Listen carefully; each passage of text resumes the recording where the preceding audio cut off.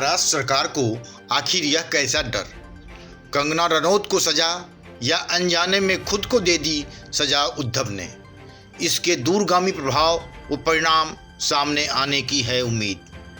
कंगना रनौत से महाराष्ट्र सरकार कितना डर गई है, इसका नमूना बुधवार को मुंबई में देखने को मिला। शायद देश की राजनीति में इस तरह का पहला उदाहरण हो। बुराई के खिलाफ आवाज उठाने पर इस तरह की कार्रवाई, इसे घटिया कार्रवाई का दर्जा ही दिया जा सकता है। सरकार की गिरी मानसिकता का अंदाजा इसी से लगाया जा सकता है कि यह कार्रवाई बुराई के खिलाफ आवाज उठाने पर की गई है। क्या आप इस देश में बुराई के खिलाफ उठाई जाने वाली आवाज को बंद कर देना चाहते हैं? इसके लिए आप किसी का भी घर तोड़ देंगे, ऑफिस तोड़ देंगे? यह महाराष्ट्र सरकार की बदले की कार्रवाई तो है ही, बल्कि एक खींच भी है, अपनी नाकामयाबी की खींच। उद्धव सरकार के पास इतना समझने की भी क्षमता नहीं बची है कि इसके परिणाम क्या होने वाले हैं। अगर आप जनता के हित की बात करते तो बॉलीवुड में चल रहे ड्रग के अवैध गोरख धंधे को बंद करते, बॉलीवुड के काले सच के खिलाफ कार्रवाई करते। लेकिन वहां आप ऐसी कार्रवाई नहीं करोगे, क्योंकि वहां आपकी और आपके चाहने वालों की गर्दन फंसी हुई है। इससे आसान तो आप उसी का आशियाना तोड़ दो जो इस बुराई के खिलाफ आवाज उठा रहा है। बताया जाता है कि मुंबई में हजारों ऐसी जगहें हैं जहां अवैध रूप से अतिक्रमण किया गया है। ऐसी जगहों को ध्वस्त करने के लिए बीएमसी का बुलडोजर क्यों सड़कों पर नहीं उतरता? जब बारिश में मुंबई पानी पानी हो जाती है तो बीएमसी कहां सोई रहती है? ऐसे में बड़ा सवाल उठता है, केवल कंगना के खिलाफ ऐसी कार्रवाई क्यों?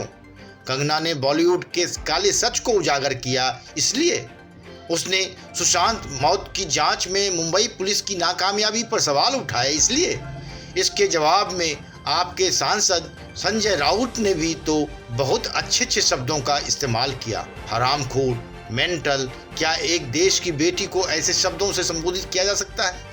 आप विचारों की लड़ाई लड़िए। आप सहमति और असहमति की इस लड़ाई में आशियाना क्यों तोड़ रहे हैं?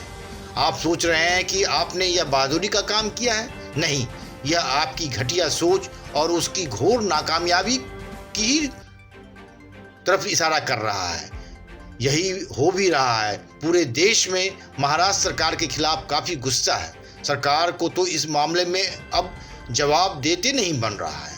सुशांत मौत के मामले में जो रवैया महाराष्ट्र सरकार और मुंबई पुलिस का रहा, वह पूरी दुनिया के सामने है। जब इस मामले में सरकार शुरू से ही सवालों के घेरे में हो और पुलिस नाकामयाबी का बोझ अपने सर पर उठाए हो, तो फिर ऐसे में आपको सुनने के लिए भी तैयार रहना चाहिए। कंगना के लिए मुंबई कर्म भूमि है। बॉलीवुड में वह काम करती है, इसीलिए उन्हें बॉलीवुड का सारा सच पता है। कैसे वहाँ नेपोटिज्म पनपता है, कैसे बाहरी प्रतिभाओं को दरकिनार किया जाता है और कैसे सरकार की शह पर ड्रग का अवैध गोरख धंधा चलाया जाता है। इसमें बड़े बड़े सितारों के अलावा राजनेता भी फंसे रहते हैं। जेल जाते जाते रिया ने भी बॉलीवुड की इस काली सच्चाई का पर्दाफाश कर ही दिया है। बॉलीवुड में 80% लोग ड्रग का इस्तेमाल करते हैं, तो फिर आप कहाँ की ईमानदार सरकार रह गए? सुशांत मौत के मामले में अगर आपकी पुलिस ने सही जांच की होती तो न तो ईडी, न सीबीआई और न ही एनसीबी के पास इतने सारे सबूत इकट्ठा होते।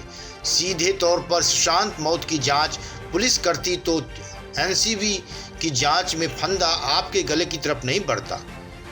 यह कहाँ का इंसाफ था कि आप और आपकी पुलिस एक निर्दोष और होनहार कलाकार की मौत को आत्महत्या करार देने में तुला हुआ था।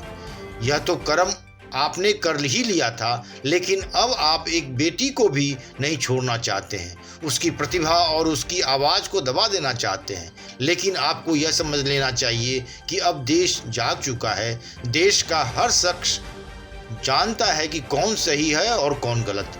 इसीलिए आपके इस घटिया कदम को कोई समर्थन मिलने वाला नहीं है और आने वाले दिनों में आपको यानी महाराष्ट्र सरकार को और भी छीछालेदर होने के लिए तैयार रहना होगा।